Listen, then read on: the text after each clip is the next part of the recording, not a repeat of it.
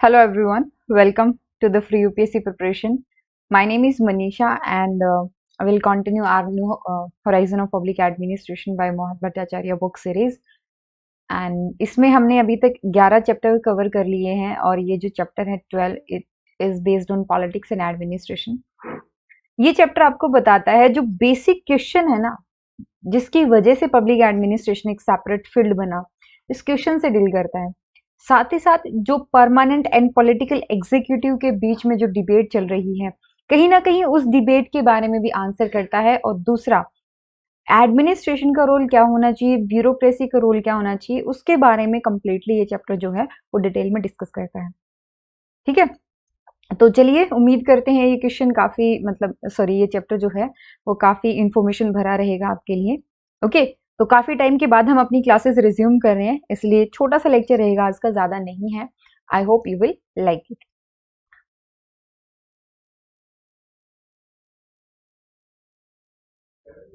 Politics and administration, जो earlier writings रही on public administration, ये वर्ड याद रखिएगा। जैसे वुड्रो विल्सन रहे, उसके बाद में और भी जैसे विल्बाय आते हैं, या और भी जितने भी थिंकर्स आते हैं, they made a very clear distinction between the politics and the administration as two distinct and separate kind of activities. दोनों के उद्देश्य भी अलग हैं और दोनों के काम करने के तरीके भी अलग हैं, यानी कि मीन्स और एंड दोनों में ही फर्क है। पॉलिटिक्स और एडमिनिस्ट्रेशन दोनों ही अलग है, and that is why Woodrow Wilson भी यही बात कहते हैं, और वो एडमिनिस्ट्रेशन एक सेपरेट फील्ड के तौर पे एस्टैब्लिश करने की बात करते हैं। That means we want to establish a pure form of administration, a pure form of science, a science of administration, and the purity of administration as a differentiated function received great intellectual support from Weber's concept of rational bureaucracy. Max weber की जो rational bureaucracy थी, जिसकी वजह से administration को एक अलग ही direction मिलती है। जो प्योरिटी ऑफ एडमिनिस्ट्रेशन है, we want to establish a pure science of administration, उसको सपोर्ट कहाँ, उसका जो मेन फाउंडेशन पिलर कहाँ से आता है, वेबर की रैशनल ब्यूरोक्रेसी से। एंड प्लीज रिमेंबर कि वेबर का जो ये कॉन्सेप्ट था ना, that is very ideal concept. ठीक है, इवन वेबर खुद भी मानते हैं कि यस, अगर प्रैक्टिकली देखा जाए तो ब्यूरोक्रेसी के अंदर बहुत सारी प्रॉब्लम आएंगी, एंड उसको हैंडल करने के लिए यू नीड सर्टेन मेथड्स, जिसमें से एक था कि पॉलिटिकल लीडर्स का होना बहुत ज्यादा जरूरी है, और स्ट्रॉन्ग पॉलिटिकल लीडर्स का होना जरूरी है, क्योंकि ये वही है जो अल्टीमेटली एडमिनिस्ट्रेशन को या ब्यूरोक्रेसी को कंट्रोल कर सकते हैं।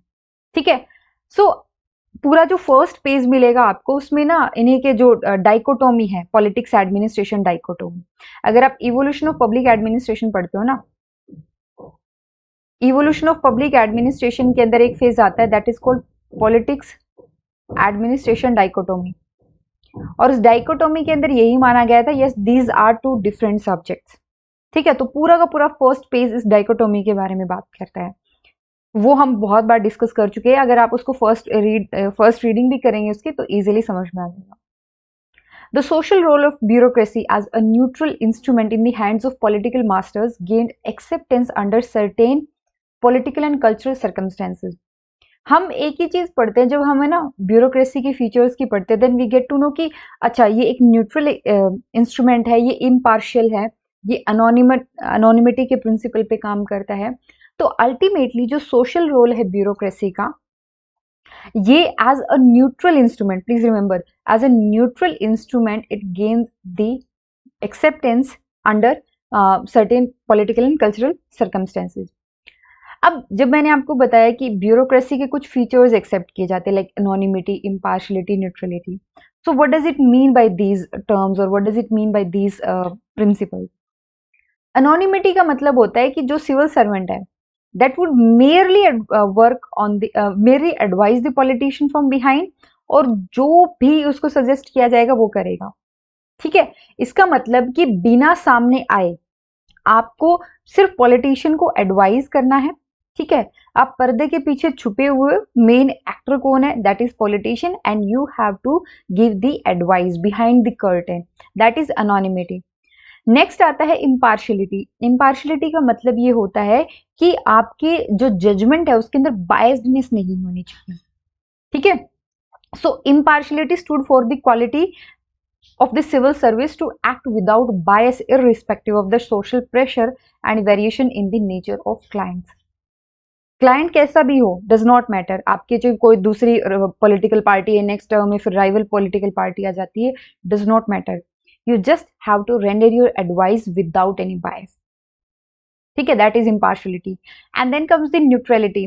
न्यूट्रलिटी का मतलब ये होता है कि आप है ना बेसिकली कि पॉलिटिक्स में अगर कोई चेंज आ रहा है तो आप में ब्यूरोक्रेसी के फ्लो में रिदम में कोई चेंज नहीं आ रहा है, पॉलिटिकली जो हो रहा है लेट इट बी, लेकिन as the administrator, as an administrator आपकी पॉलिसी में कोई भी चेंज नहीं आ रहा है, ठीक है।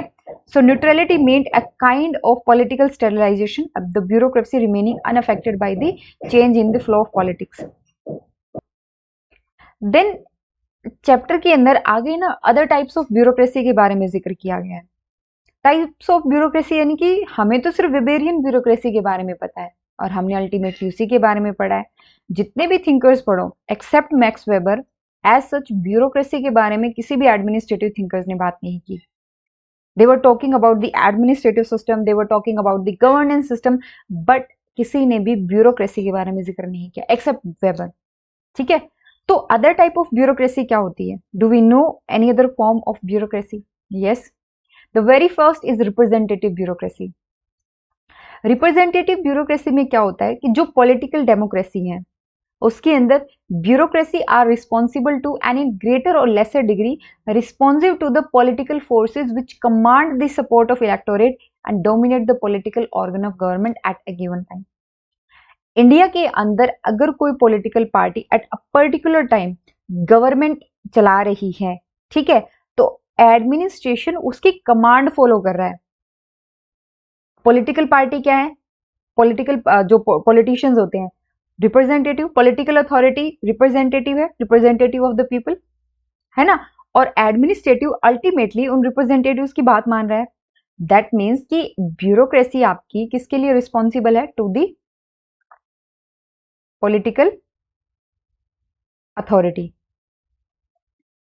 ठीक है, that is representative bureaucracy. Next आती है पार्टी स्टेट ब्यूरोक्रेसी। ये पार्टी स्टेट ब्यूरोक्रेसी ना जो टोटलिटेरियन रिजीम होती है या one party dominated political system होता है सच एज चाइना, वहां पर स्टेट ब्यूरोक्रेसी होती है, लेकिन वहां पे सिंस एक ही पार्टी है तो पार्टी ही गवर्नमेंट है ना, तो अल्टीमेटली वो पार्टी की ही ब्यूरोक्रेसी होती है। It is penetrated, controlled and dominated by the party bureaucracy.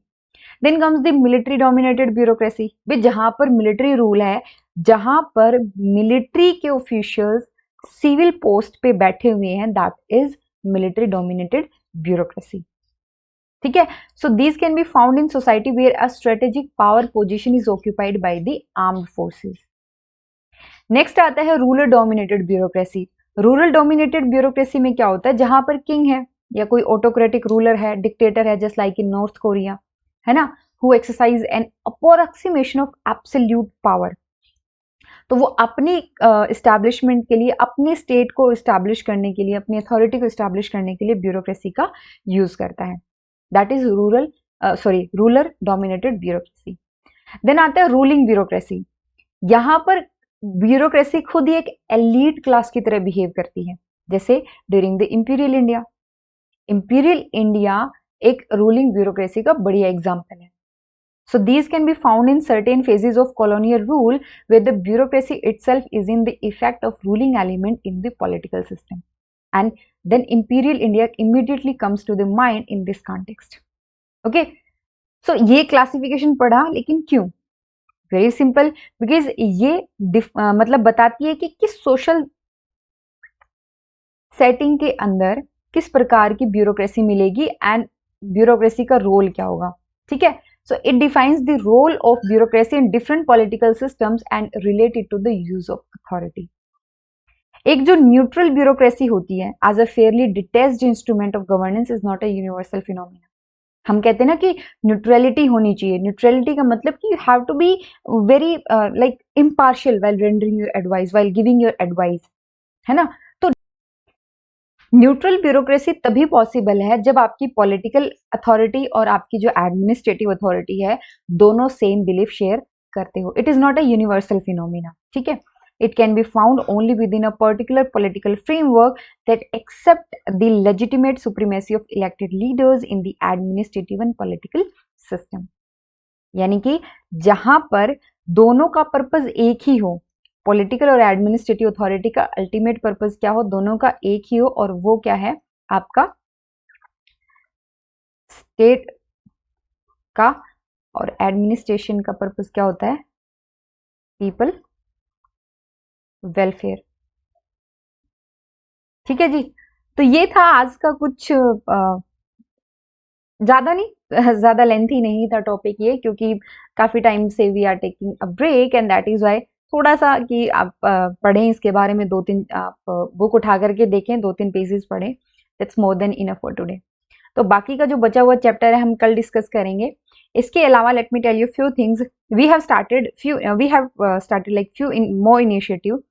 पहला तो आता है जी फिजिक्स ऑप्शनल का।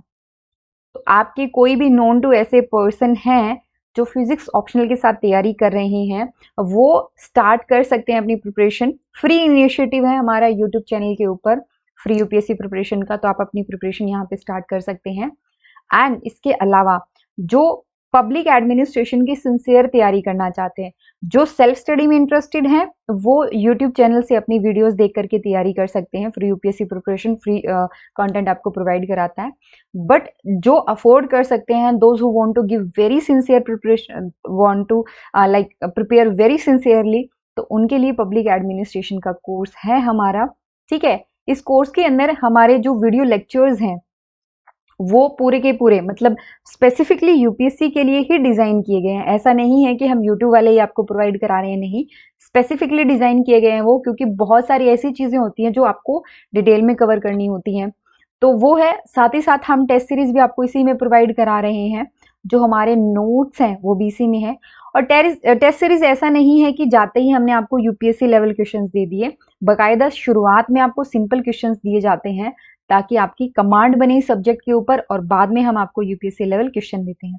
ठीक है, इसके अलावा जितना भी रेलेवेंट डेटा है एक्स्ट्रा, वो सारा भी हमारे नोट्स के थ्रू आपको प्रोवाइड कराया जाता है। ओके जी, तो ये हमारा पब्लिक एडमिनिस्ट्रेशन का पेड कोर्स चल रहा है, और ये वैसे 3 मंथ का होता है, लेकिन आपको हम एक पर्टिकुलर आप अपने हिसाब से इसमें शेड्यूल डिजाइन करवा सकते हैं कि आपको लगता है 2 महीने में करना है, 3 महीने में करना है, तो वो आप अपने हिसाब से इसमें डिजाइन करवा सकते हैं। ठीक है, तो चलिए ये छोटी सी इन्फॉर्मेशन थी, और अगर आपको इसके बारे में फर्दर इन्फॉर्मेशन चाहिए तो यू कैन कॉन्टेक्ट अस 9896859767।